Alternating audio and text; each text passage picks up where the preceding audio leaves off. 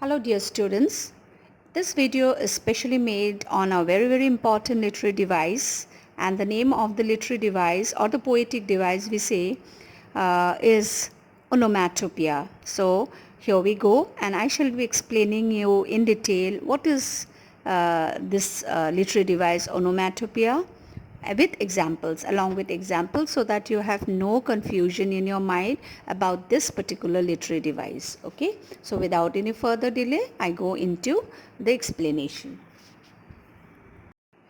Onomatopoeia, it's also pronounced as onomatopoeia. Okay, I have divided the pronunciation, making it easier for you to pronounce as well. It is actually a word which imitates the natural sounds of a thing. You can also call these words as sound producing words. Okay, it creates a sound effect that mimics the thing described, making the description more expressive and interesting. You will come across this onomatopoeia mostly used in the poems and in the literary work. Okay, the writers, the authors and the poet use these words to describe the sound, okay, to create an image in the mind of the reader by listening to the sound, so that the writing becomes more effective. Okay, it becomes more effective. Now, for instance, saying the gushing stream flows in the forest is a more meaningful description than just saying the stream flows in the street. The reader is drawn to hear the sound of a gushing stream, which makes the expression more effective. So you have yourself seen the difference. If it was the stream flows in the forest, you can just imagine the stream. But with the use of the gushing stream, the adjective gushing has been added to the stream. Now it not only creates the visual picture of a stream, but also the word gushings gives you the sound, as if you have heard the sound of the stream flowing down in the forest. Okay, as I already mentioned, that onomatopoeia, it's a figure of speech in which words are used to imitate sounds. The words that the writer, the poet, the authors are going to use, these words actually are sound producing words. They make some sound. So when I use in my writing hiss, so hiss is a sound, and I'm sure you know it's produced by the snake. Meow is also a sound producing words. Okay, cats meow. Buzz, the word buzz produces sound. The buzz is a sound produced by the bees. Boom, a loud sound. Wow is also a sound producing. Okay, it's expressing surprise. Oh my god, it also expresses, produces sound. Oops means something you don't like, you get irritated, somebody pinches you, so what is your immediate reaction? Oops. So that's a sound. Crash, something breaks. What sound does it make? Crash. So the crash word produces sounds. Bang, when you close the door very hard, okay, it makes the sound bang. Ha ha, when you laugh, you're producing some kind of sound.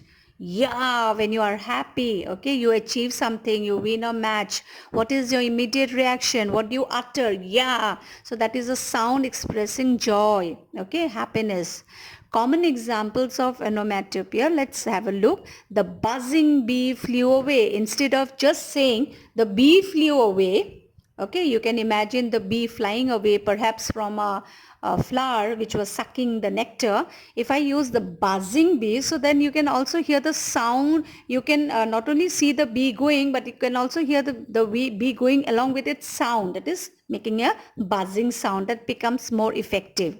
The sack fell into the water with a splash. So when the sack fell into the water splashed, it made a sound. Okay, instead of just saying the sack fell into the river, the sentence here is the sack fell into the river with a splash. So not only you can see the sack falling, you can also hear the sound of the sack falling into the river. The books fell on the table with a loud thump. So this is also giving a lot of effective, okay, this is making the sentence more effective, giving a visual effect which you can imagine the books, falling down from the table along with the sound that it produces as it falls down. He looked at the roaring lion. No, he looked at the lion, but then he looked at the roaring lion. The lion was making a loud noise because it was angry. Perhaps it was locked up in the zoo. So you see the lion along with it, so you can also as if hear the sound of lion making. The rustling leaves kept me awake. Not just the leaves kept me awake, but the rustling leaves, when the leaves are, moving, when there is a breeze blowing, then you can hear the sound of the leaves rustling. Rustling is the sound produced when the leaves move. So this is making the sentence more effective. Hence, it is used in the literature to give more effect, to make it more effective, the writing more effective by producing these sounds.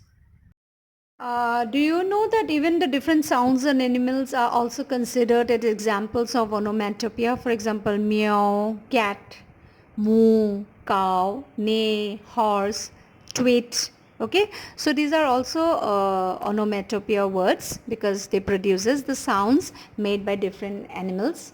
Even the water sounds are also used as, can be called as onomatopoeia words.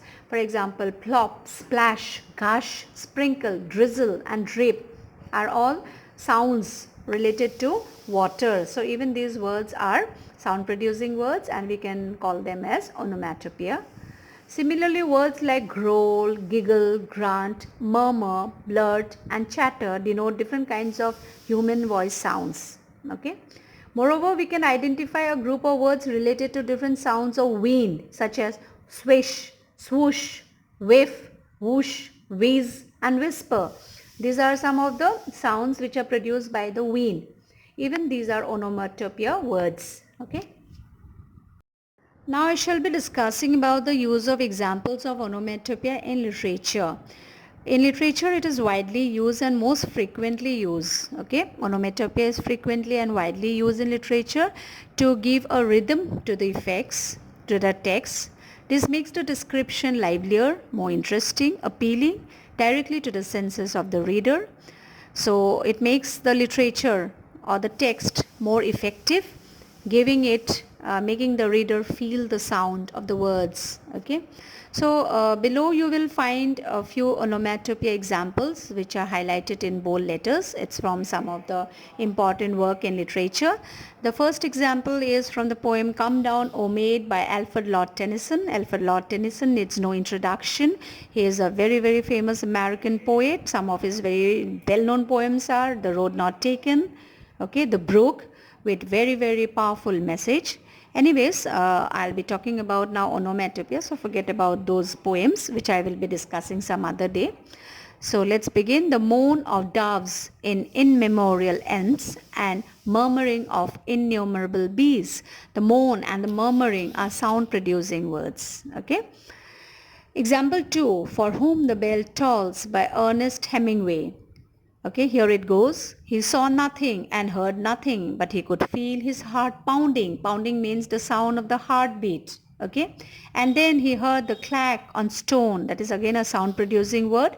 And the leaping and dropping clicks of a small rock falling. Those are again the sound producing words. Okay, so that is making the writing more effective. Not only giving a visual picture of the stone falling, okay, but of the rock falling, even making it more effective by producing the sounds of the things that are falling. The sound is doves are making, the bees are murmuring. So it is giving a lot of effect, making the writing more livelier, more descriptive, more interesting and more appealing. Below you can see a collection of onomatopoeia examples grouped by how they are used. Words related to the water, you can use words like splash, squirt, drip, drizzle, spray. Words related to the voice, you can use growl, grunt, gulp, mumble, murmur, munch. Words related to collisions, you can use cling, clang, clatter, bang, thud, thump.